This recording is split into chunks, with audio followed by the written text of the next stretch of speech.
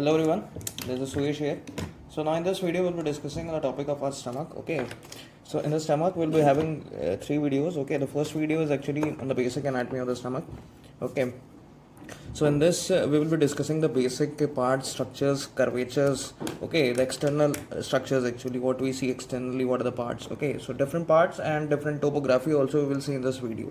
Okay, so let's start. As you know that stomach is just the part of our alimentary canal. Okay, and it is the most widest part of our alimentary canal. Okay, so it is the part where the first stage of digestion actually starts. First stage of digestion. First stage of digestion means that the hard foods which are coming from the esophagus, now they are mixed in the stomach. So the stomach actually makes this hard foods into a semi-fluid, which is called as chyme. Okay, so this you have studied in the physiology. Okay, you will study in the physiology the digestion process. So that chyme is actually formed in the stomach, which is a semi-fluid form, which is just made fluid by the gastric secretion from the stomach. Okay, so this hard component which is coming from the esophagus, now in the stomach it becomes a pasty mixture, or you can say chyme or a liquid pasty mixture. Okay, so because of the gastric secretion there, so it is one of the function of our stomach. Okay, the basic function. And there are many functions, as it has HCl, which actually kills the bacteria which are present in the food and the water. Okay, and it is also for the control of the foods which are now passed to the duodenum, okay, small intestine. So it also regulates that process also. And it has intrinsic factor which actually helps in the absorption of vitamin B12 in the small intestine. Okay, Castle's intrinsic factor. Okay, so these are the basic functions. Now let's come to the anatomy of this. Now if we go to the topography first of all. So if we go to the topography, first of all, you know that in the abdominal region, just consider this is the abdominal region. Okay, we have learned about the 9 regions of abdomen. Okay, so in this what happens is that you know that about the regions, this is left hypochondrium. Okay, this is actually your epigastric region. Okay, epigastric, and this one is actually your umbilicus region. Okay, and these are your left lumbar, right lumbar. Okay, and below is hypogastrium, and now there's iliac, right iliac and left iliac. Okay, so these are basics. Now I will draw a sketch for the stomach. Okay, in what regions it is actually present. So it actually covers some part of epigastric region like this. The esophagus now comes, and now the most of the parts comes in the left hypochondrium region, and now it comes here. Okay, now it takes a curve here, and now it forms the duodenum here.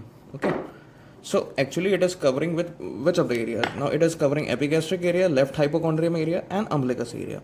Okay, if we go to specific, it consists most of the parts of the left hypochondrium. Okay, so this is the golotopy. Okay, so if we say about the golotopy, it is located epigastric, okay, left hypochondrium, okay, and umbilicus, and most part lies in the left hypochondrium, most part. So this was a golotopy. And now when we come to the skeletotopy with respect to the vertebra, it is present at the level of thoracic 11 to lumbar 1. Okay, so this was the golotopy and skeletotopy. So this was the basic overview. Okay, and if we go for the syntopy, that is what are present anterior, lateral, left, right and inferior. So if we consider anterior, we have our anterior abdominal wall on the stomach. Okay, abdominal wall. Okay, and now next comes our posterior.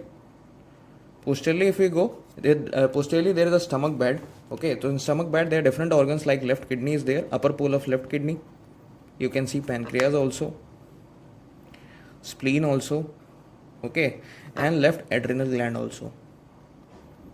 Okay, so I'll make a video on the stomach bed also specific. Okay, if there it will be clear more better. Okay, now when it comes to the inferior part, so inferiorly we have transverse colon and mesocolon. Mesocolon is just a peritoneal covering on the colon part. Okay, now if we go superiorly, so superiorly you know that above the stomach you can see there will be liver like this. So just consider I'm drawing here. Okay, dotted line, you can see it here. So liver's left lobe will be present. Okay, so left lobe of liver you can see. Okay, and left lobe of liver, and there will be diaphragm also. So as you know that this liver is the stomach is actually present in the left upper part of abdomen. So this is the upper part, abdomen starts from here, and above abdomen you know that there is a layer of a diaphragm like this will be present. So superiorly you can see diaphragm also. So this was the actually cent topic for this. Now come to the external structures of the stomach, which will be related on the diagrams. Okay, so external structures. So in external structures, and if we go for the shape, so it is actually the shape J shape structure, J shape. And for the capacity we can say in adult it has actually capacity of 1500 to 200 ml. Okay, so basic it is, and size if we go it is around 10 inches. Okay, so this is the numerical values for the stomach. Okay, and it has different shapes in radiology. When you will study, it has different shapes in x-rays. Okay, so that is different part. So basic it has J-shaped structure. Now external structure, we have two ends. Okay, two ends, two curvatures, and we have two surfaces. So 2 is the important mark here. Okay, and we go to the external structure. Now two ends, what two ends we have? Cardiac end and pyloric end. So in this diagram I am going to relate this. So you know that end means what? So the end from where it is beginning is the cardiac end here. Okay, so this is actually your, this part, if you say this is actually your cardiac end. Okay, so it is actually starting from the distal part of esophagus, where esophagus is just joining your the cardiac part. Okay, opening into the cardiac part of stomach, and now it extending to the pyloric part. So it is called as pylorus, that is pyloric end, pyloric end. Okay, so it is end actually. These are actually two extensions, or between these two parts that actually the stomach lies. Okay, now we come to the curvature. We have greater curvature and lesser curvature. So curvature, by the meaning it is clear, it will be taking a curve. So here it is actually, you know that this is your lesser curvature. So this part is actually your lesser curvature. Okay, so this part actually, so it is short. Okay, lesser curvature is short. Okay, as compared to the greater curvature, and this curvature you can see this much part till here, it is long. Okay, and this is your greater curvature.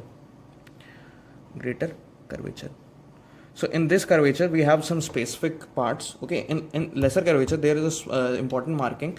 When this lesser curvature takes an angle here, you can see it will be making one angle here. So this angle is actually called as angular notch. Okay, so this is a specific part for this lesser curvature. Now when we see in the greater curvature, it is very long. So the upper end, which will be extending here, will be forming a notch here between the left esophagus part. This is the distal esophagus. So this is actually called as cardiac notch. So this is just a part of the, that is the left margin. This is left margin, this is the right margin for stomach. So right margin is actually your lesser curvature, and left margin is your greater curvature, and is extending till here and forming a notch. Okay, upper end is forming a notch. So this is called as cardiac notch. Clear? Now comes the two surfaces. Now we have anterior superior surface, or you can say anterior surface. Okay, and second surface is posterior inferior surface, or you can simply say posterior surface, posterior inferior. So it is having two surfaces, two curvatures, and two ends. So this is the surface which is present here will be the anterior superior surface. So this surface actually is here. This surface, this is your anterior superior surface, and below that will be your posterior inferior surface. Okay, so this was the surface. Clear? Now, and when we come to the parts, actually now we have to move on to the parts of stomach.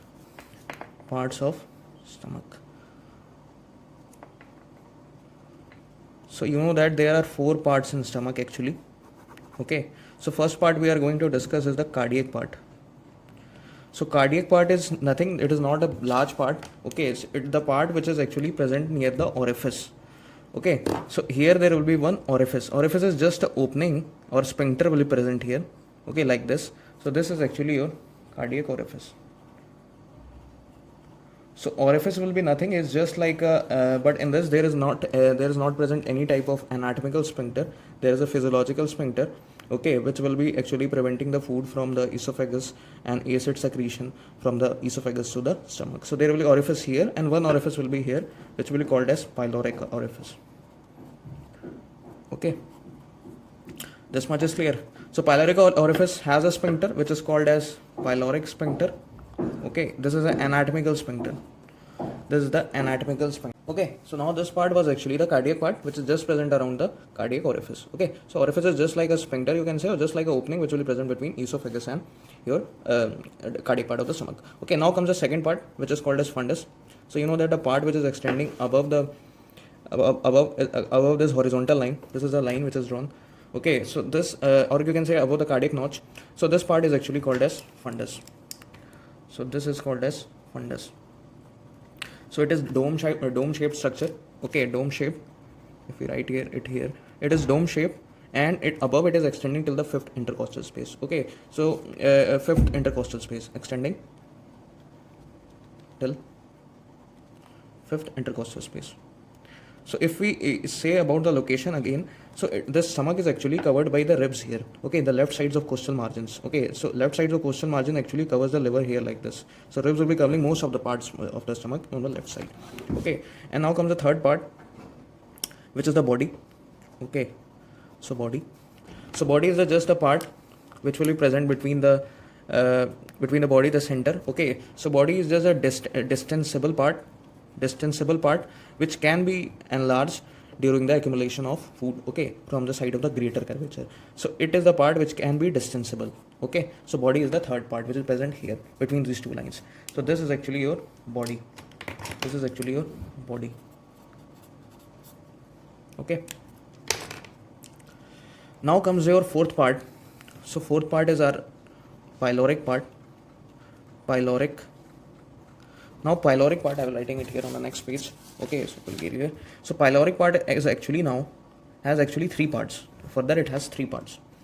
So first part is called as pyloric antrum. Pyloric antrum.